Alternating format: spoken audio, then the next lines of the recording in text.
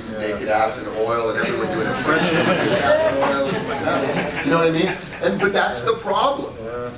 But I'll accept that as long as you know that we're really not more important. When that garbage man, when that school teacher, when that soldier, when that first, these people, the guy that does the power grid, the guy that's gonna, there's so many jobs that are way more important.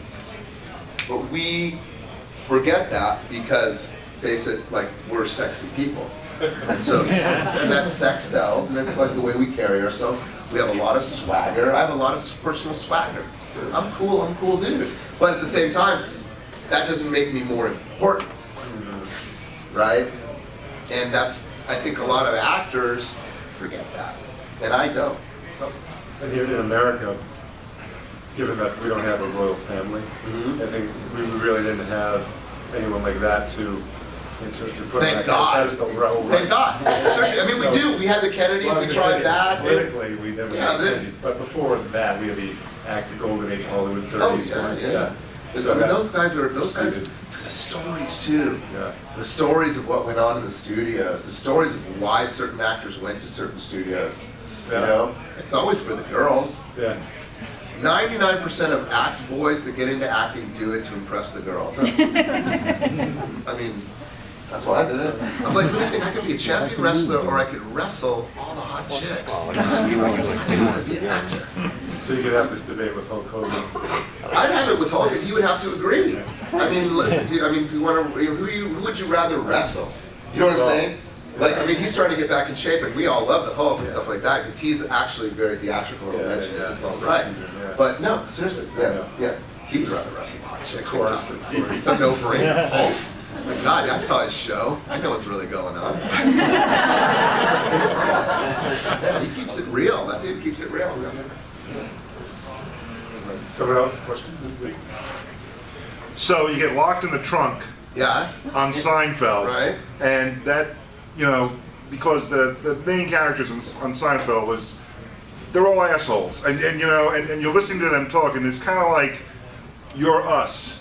Oh yeah. You're us at that moment. Yeah. So what was the prep like, getting into that situation where you're reacting and listening, they're going to kill Susie, and all that stuff? Yeah.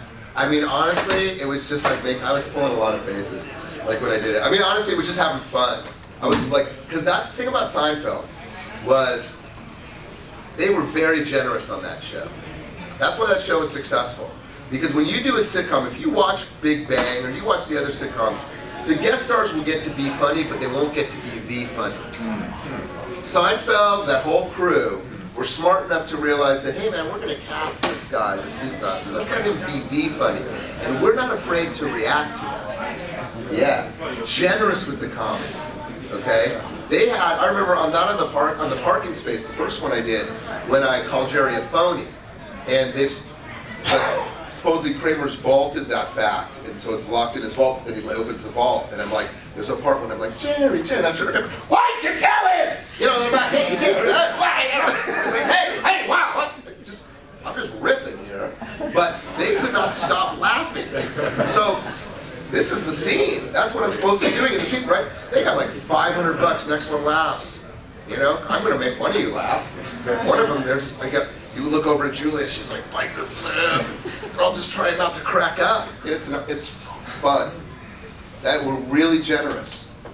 And that's again great writing. Why, we a lot of times as actors, we just want to hold it, we want to protect it, so we grab it so tight. And then you lose what's special about it. They were relaxed and open, especially as Jerry became a better actor, as you watched him develop as a performer. So they're very, that stuff was just all on the page, And especially because my dude's paranoid already. He's had his thumbs busted. He thinks Jerry's a tough guy, right? There's that scene when I come in with Kramer and I'd like to fix your trunk, Jerry. I got 100 in my pocket. You can have it if you want it. Because I think he's a bit badass. He's like, broke my thumbs, right? So that's what I'm playing, right? I'm playing that he's super tough, even though he doesn't see himself that way. So that's where the hilarity ensues, right?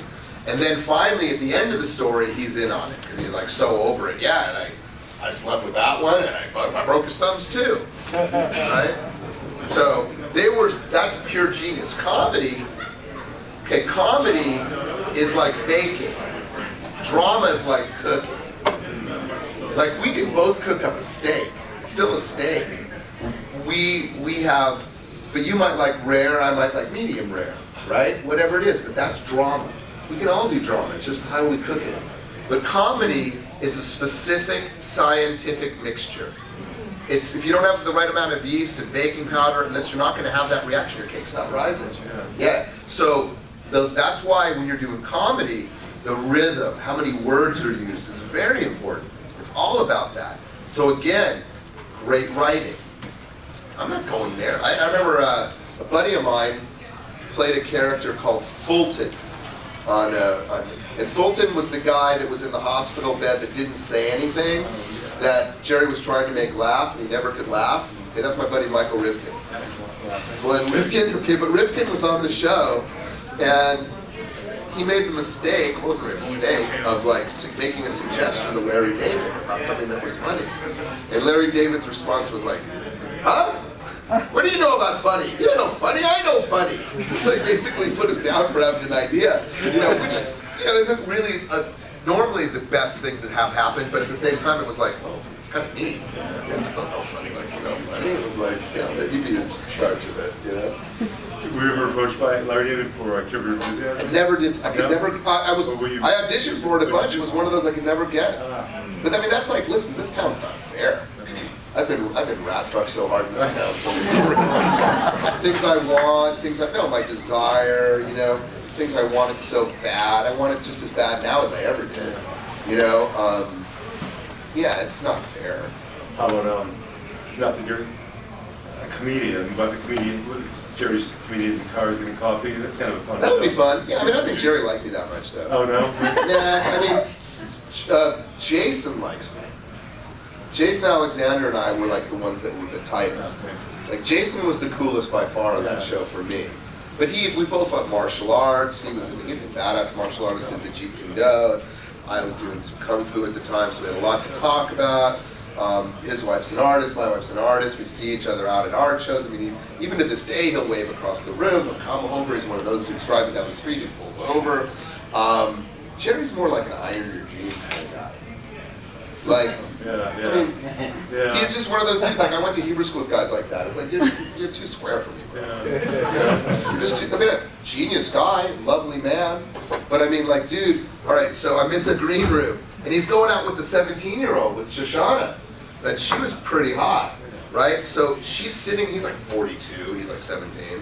But no one says anything, right? So I'm in the green room, I'm like right here, waiting for my thing. She's sitting on his lap, like in the back of the room, on his lap, and then all of a sudden, I look up and I make eye contact with her. And I was just like, I just held it for like 1 second. Right? And he saw that.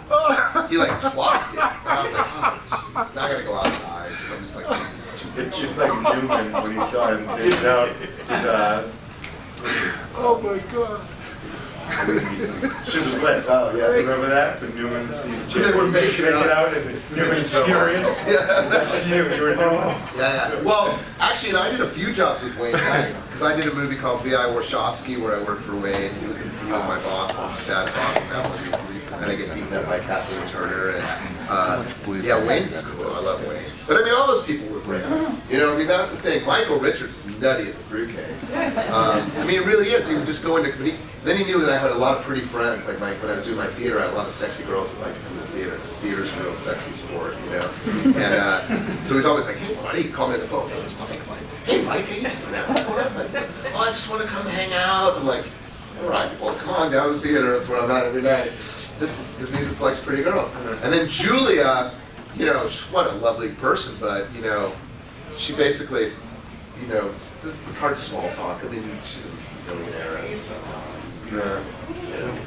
And then back in the day, because I remember I came back the second time on Seinfeld, it was 5 years after the first one. And I had just done a kung fu movie in China. I just done some pretty exciting stuff. So I was like, Jerry, what's Jerry's like, hey man, how you doing? It's been like that. I start to explain it, and like 2 seconds into my story, he's already done. So I was like, oh, okay, I fell into that one. Yeah. But I mean, you live and learn. I didn't hold it against him. It wasn't like being a douche. It was just like the way he is. And now you find out that later he's just come out as that he's like high functioning autistic. Yeah. That makes more sense about it actually. Like it's like Asperger's or Yeah, she's there. you know. Yeah. So, but it's interesting, and I think it was very courageous to say that, especially, you know, when maybe not that hard, you have billions of dollars and you're super successful, but what a thing to say to all of our society about it. You know, like, we put too many labels, you know, too many labels on people. And he probably realized it later that he used a lot of it. But I was like, that was one of the most interesting things I've seen with Jerry's. Well, it doesn't even make sense, but then when he explained it, it's like super, super high function. You know, incredible. You know, another non sequitur. That's great. Brilliant. Good autism come up both. Did you ever talk? Yeah. Did you ever talk Star Trek with Jason? Because he's like a super Trek fan. No, you know what? It's weird. I think it was funny because people never know I'm on Star Trek. We know. Like creation just figured it out and invited me to the show. I was like, what is your problem? How many character actors have been in all of the spin-offs? Yeah. I was lucky enough to do that, you know, and play multiple characters and be in Star Trek trivia for having 2 characters with the same name and all this stuff. And I was like, Brandon just got Rick Berman couldn't come up with anything creative. Crawl again, you know. I was not a Trekkie, but I am now because being part of that world, such a great world. I mean, that's what started all this fandom. Mage Bell and her original conventions and the whole concept. It was all, I mean, there'd be none of us here, nobody would be here if it wasn't for Star Trek. Because they were the first fandom. That was that's where it all comes from. So, like, I definitely am a student of history and I appreciate it. So I tend to look for that silver lining. But yeah, I never talked to him about it with Jason. I didn't even know he was super into it. You know? But like Armin Shimmerman's like one of the nicest dudes. I mean, acts of kindness on that set were very common. Because a lot of times you get saddled with a lot of the dialogue. Pat Stewart never knew his lines. No, that's how he worked. I mean, don't get me wrong. He always knew them in forms, but he never bothered to fill his brain with memorizing them, other than familiarizing himself. Because we had this amazing script supervisor on the show, and they could work so fast together. He'd be like, read it, blah, blah, blah, blah, blah. Because why would you want to fill your brain with all that techno babble? You just get lost. So he had this amazing ability just to kind of come into the scene, take a one look at it, and be 95%, and then dial in the other 5%, like during the work, you know. But he didn't fill his brain; he kept it loose, so he was able to. I mean, these dudes are studs. LeVar, I mean, all of them. You know, they were all. It was really neat to work with him. And Armin was one of the few guys that was like, dude, how many times do you want to run it? How many times do you want to? I'm here for you. You know, that's nice. You know, super nice, generous. I got a follow-up Star Trek question. Sure. Did D-Space Ryan? I did. Can you tell us what it was like working with the cast and Avery Brooks? I didn't work with Avery. I worked with I worked with Armin and Max. And again, I mean, and Wally Shawn. I had nothing but a good experience on that one. It was fun. That was the first one I did. Then I went over to the Next Gen and did a couple of those, and then I did the Voyager and then the Enterprise. I think my favorite overall, I love playing Damon Bach, because Pat Stewart says that I'm his arch nemesis. You know, that I'm the most cunning, and I am the most cunning character on the trading cards. He's the most cunning of all the characters. So that was fun. But really, my favorite captain was Bakula. Scott Bakula. Nice guy. Yeah, I really like Scott, and he was really nice to me. And then, you know, it's a small world because he was like, "Oh, my kid's really into pirates," and I was like, brought him a picture the next day for his son. That was all it took. That's just being cool. He was nice to me. And I was a big Quantum League fan, you know. And then actually,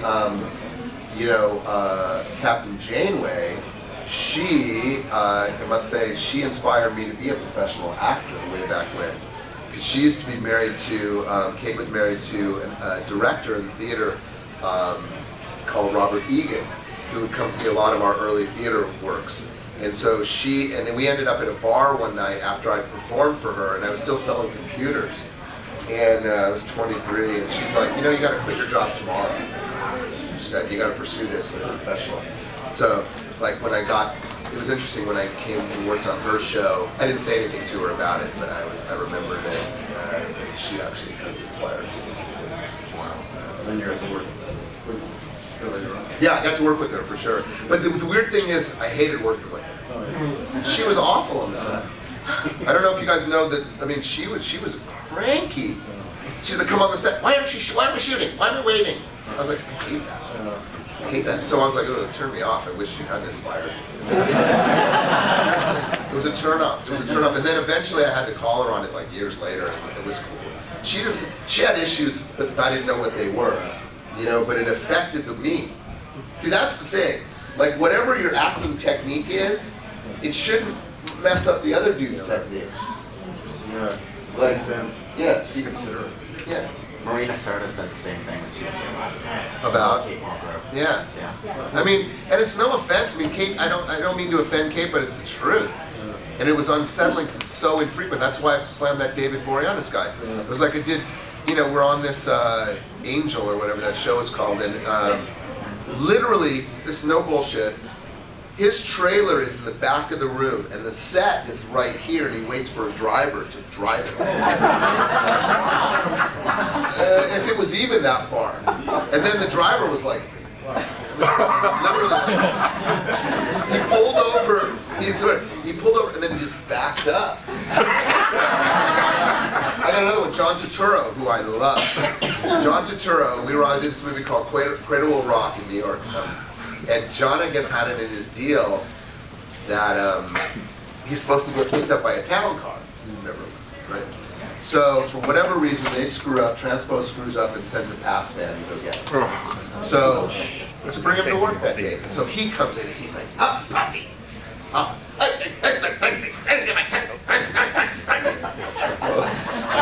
Easy. I was like, he was a young dude, I didn't give a shit until the end of the day. When it was wrap time, and the Teamster captain comes and knocks on everybody's door. Come on, we're gonna get Turturro back for being a dick. And because he was rude, it embarrassed him. You know, they fucked up, but they didn't need to take it out on him. So anyway, pulls up a 1974 orange town car, beat to shit, full on like gnarliest like wagon you've ever seen. They go, Mr. Turturro, your town car is... And he knew he'd been had. As soon as he, like, the look on his face, everything's busted up. And he, like, gets in like it's a big limo. And he's like, thanks very much. Thanks for good work. Next day, brings a giant fucking crate of tequila for those kids. Yeah, because you realize, I mean, we all get out of pocket. We're all capable of that, but it's the way you recover. Yeah. It's the way, and he was one of the greatest recoveries, because he got in like, it was like, thank you, James. It was like, dude, you would not have, like, it was like, he wouldn't have, like, I don't know, a crack whore wouldn't drive that. It was good. It was a good one. I think we're getting there. I think we did it. Got any, one last one to like finish this up? Anybody got a burning desire?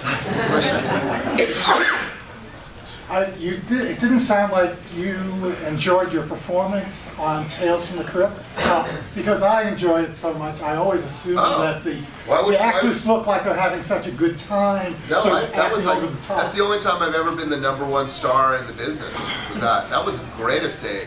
In fact, like just the landing of that part was a huge deal for me, right? Oh, that was one of my great, that's just been a long time ago. What I don't like about that is that I overacted it, and I wish I had another chance knowing what I know now about acting. Although people loved it, I cringe when I watch it because it's a lot of the things I've later learned that I'm kind of overcooking some stuff. And that just, it just hits me wrong. But it's hard for me to watch it because it was such a young actor. But dude, that was, no, that, I'll never forget that because 7 a.m. on a Monday, I'm in every scene, every bit, Sam Kinison, the voice of my conscience, all that stuff. The producers of that show were like Dick Donner, Bob Zemeckis, Walter Hill, right? So why are all these dudes on set on a Monday at 7 a.m.? They never even show up. They're here to fire me if I suck, I said. Literally, I told them, that's what the crew was like, Walter Hill, I said, don't worry, they're here to fire me if I suck. And like, thank God, the very first shot I had to do was like when I opened the office door and Katie Seagal's tits are like sitting right there. Oh, hey, hi. Very first beat, okay, rehearsal's up. And like 7:02, rehearsal's up, we're doing this. She comes to the door, open the door, whoa. The look I must have made when I looked at her chest, and then up at her was enough, and then it was like, all right, later Walter, later Bob, later Bob. 7:03, they were gone. And everyone's looking at me like, and I'm like, I have to tell you, it was the perfect performance Thank for you. that particular story. oh yeah, that was some crazy shit, man. That really was really fun, and the Q-tips, to this day I have problems looking at a Q-tip. Thank you. Thanks guys.